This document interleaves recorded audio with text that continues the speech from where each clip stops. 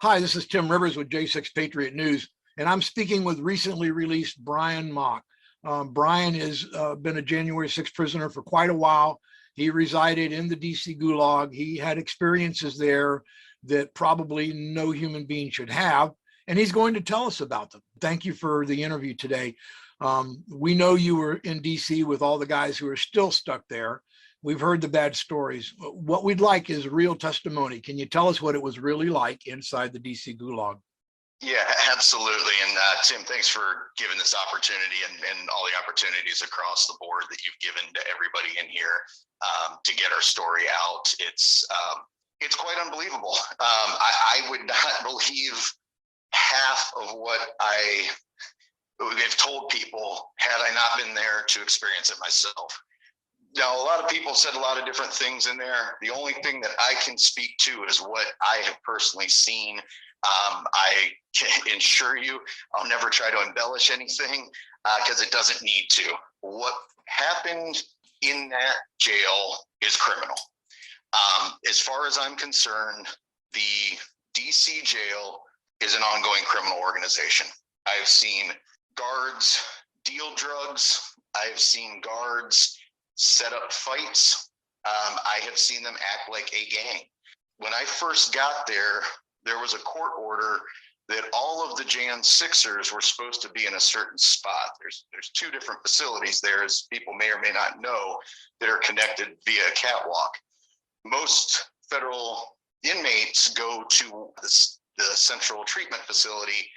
CDF, Central Detention, is for anybody that DC picks up. Well, when I first got there, I was supposed to be in a 14-day quarantine right next to the other Jan 6 detainees. They chose instead to put me in the Central Detention Facility, where I was the only white person in there. The guards proceeded to tell everyone that I was an extremist and a racist. And for our 2 hours that we were out, which still didn't make sense if we're in quarantine, they let about anywhere from 60 to 120 of us intermingle at any given time, where I witnessed fights, stabbings, the guards themselves taunting inmates, assaulting inmates. They threatened me. We had countless PREA violations and other complaints that I put through that were swept under the rug. And I spent 33 days there on a 14-day quarantine. They tried to put me into a different section, and I literally had to sit and have the first of my protest as my own sit-in to get someone that was of a high enough authority to speak with the warden to put me into the actual J6 pod C2B. That's what it took. That's the cliff notes of what it took just to get me inside the Fed pod before things progressed and got worse. And I spent 4 of the next 8 months in solitary confinement. As folks may know, I fired my court-appointed attorney and went pro se. The subsequent issues I went through are what everybody is dealing with there, is the violations of our constitutional rights to have access to our discovery. Not a single detainee has had access to all of their discovery. And any that's electronic, they're limited to for a 14-day period, which many times that is cut short and computers are taken away. That happens, and then you have to sit on a waiting list for months just to be able to view your discovery and try to figure out what the government has against you. I could speak ad nauseum to the actual conditions with that you've seen, like Brandon was showing, with cockroaches, vermin. There's sections of that jail that they won't even go, that they've just kind of just shut off because the rats are so plentiful through there. The guards have told us, we just don't even go there anymore. We've shut it and we've given it over to the rats. Water does come out of the sink black. You can go in and scrape into anywhere place that you need to get access to water just to survive. And that's black. There have been investigations which guards and higher officials have admitted to the U.S. Marshals who investigated that, in fact, they routinely turn off water for days at a time for punitive reasons. Now, that means you can't flush a toilet. That means you can't drink. You are literally left in a 6x10 cell in the United States of America, not having been convicted of any crime, and you are denied access to water. When I made an attempt at one point to get my discovery, I finally got a computer. They tried to take it away after 8 days. I made a demand to talk to a captain because it wasn't right. I also hadn't been given all my discovery to view. I was threatened, and then I was sprayed, so much so that it filled the entire unit, and 2 people passed out and were having difficulty breathing and had to be taken down to medical.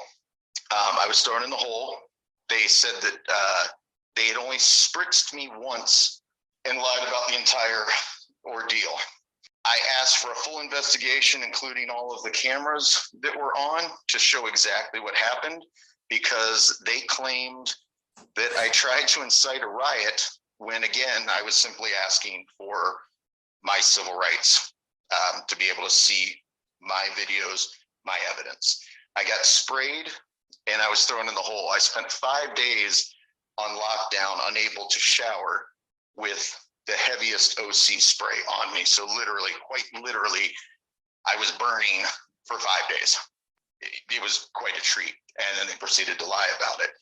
I was thrown in again for about 3 months there without a single disciplinary report against me, where I was literally shackled anytime I was taken out of the cell. We were supposed to be out for at least an hour a day for 5 days a week.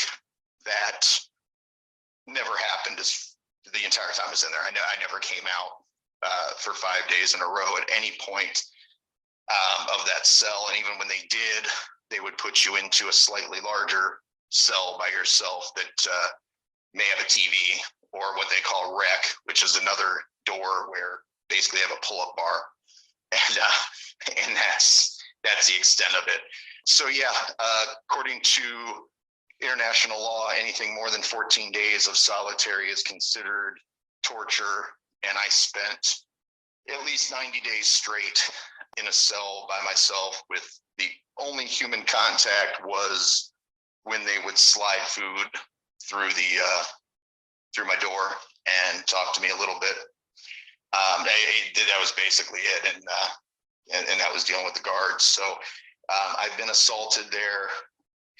I've been denied the most basic rights.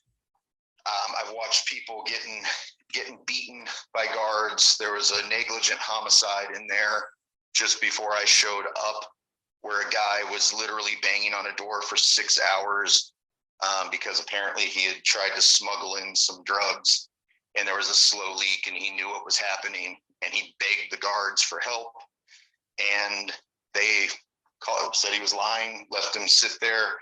And even when he was found unresponsive by another inmate in the room, it took over an hour for the guards to get down there with someone in medical, and this guy was dead. They don't care. It's a terrible situation. It's something that those in DC, having grown up in this area, they know. It's known nationwide. The reputation of the DC jail is that it's one of the worst, and everybody turns a blind eye. My opinion is because it's a moneymaker for DC, and DC isn't very big, and anything that's a moneymaker that you got federal money getting pumped in there, they are going to stand behind, and people are treated in conditions that are completely unacceptable. There's absolutely no reason for it. Everything that you've heard from Brandon, everything you've heard from anyone in here, quite frankly, go read the Marshals reports about standing water and feces and all of this. There have been a couple of guys who've died recently of drug overdoses. The only way that the drugs are getting in there, we know it. We've seen it. Brandon videotaped it.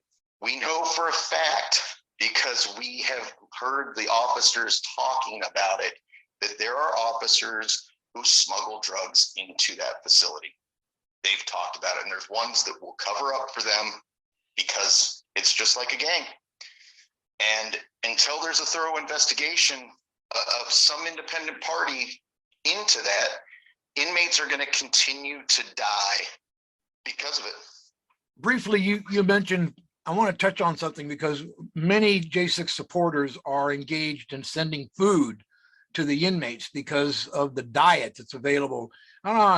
Everything you said is so horrifying. I think the food is like, oh my God, who cares? If you have to do, the food's got to be the least of your problem. But tell me what you get to eat in there. Yes, and I want to thank everybody who did send food. I know there's been a big push for that. That's one of the things people can do immediately that has a major impact. I can't tell you how thankful we are when we do get people that send that, as well as the Patriot Mail Project, people sending letters to us when we are stuck in solitary, to know that somebody cares and that there are strangers praying for you. It's pretty overwhelming and humbling. As far as the food goes, it's garbage. It's all high sugar, simple sugars, carbs, and starches. It's undercooked or overcooked, soggy when it shouldn't be. Half the time it's inedible, and there's really no excuse for it. They act like, hey, this is supposed to be nutritious for you. It's garbage. And I get it. It's jail.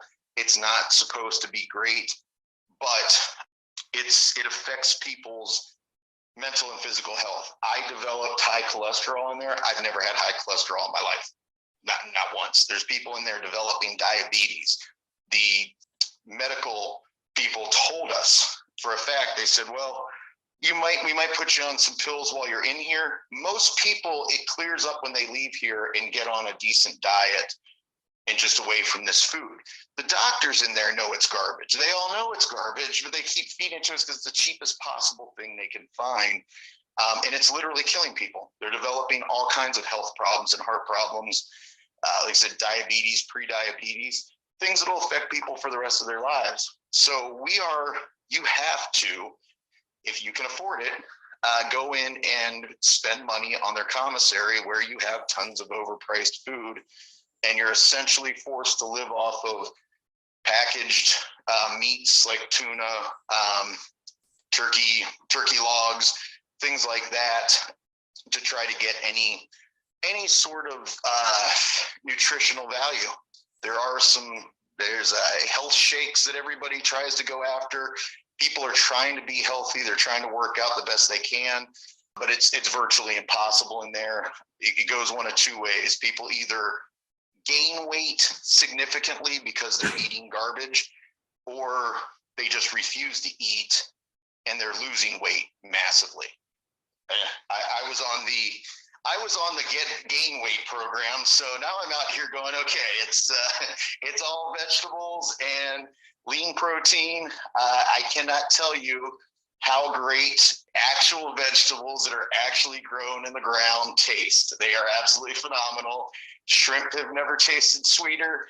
Steak is the most amazing thing. All right. It's been glorious since I've been out, but just to eat healthy is something I will never take for granted again. I hear that, brother. Well, I want to encourage everybody who's listening to this to understand that Brian simply went to exercise his First Amendment right that day, to protest what he thought was something that had gone terribly wrong in American politics and our election system. And like so many others, he has been swallowed up in this attempt to railroad so many people simply for believing that we could have a better America, and that America first was the way we should have gone, and that our country may have been stolen from us. And so that could be you. It might be your school board meeting. It might be you're protesting against something happening in your community. It might be because you're afraid to get into a Tyvek suit to avoid the monkeypox. It probably really doesn't matter. If you disturb the panorama, they're going to do something about it. And so we have to fix our government. And that begins with intelligent voting and understanding who you're voting for. Nobody really understands how important it is to choose a judge. Oh yeah, I vote for my representative and my senator, and I pay a lot of attention to that. But what about that county judge you put in charge? The time to understand that that was the wrong person is not when you're wearing jumpsuit orange. And so I encourage all of you as we approach this election season, not only to be vocal about what is going on in DC and to our January 6ers all across this country, to let those people that you did elect, or at least you believe you did, let them know what your feelings about this are, that this type of treatment of American citizens is not going to be tolerated in this country. And those that do that are criminals themselves. Brian, thank you so much for your interview today. We will talk some more about some of the other things that have been going on in DC and about January 6th. But I think it's very important for everybody to understand what the people that we have left behind in DC and Northern Neck and Rappahannock, this is what they're going through every single day. Lock yourself in a room for 1 hour. Don't go anywhere. Just sit in that room for 1 hour and then try and imagine doing it for 23 hours a day. This is Tim Rivers for J6 Patriot News. Don't forget, justice for J6. Thank you, Brian. God bless you. Thank you, Tim.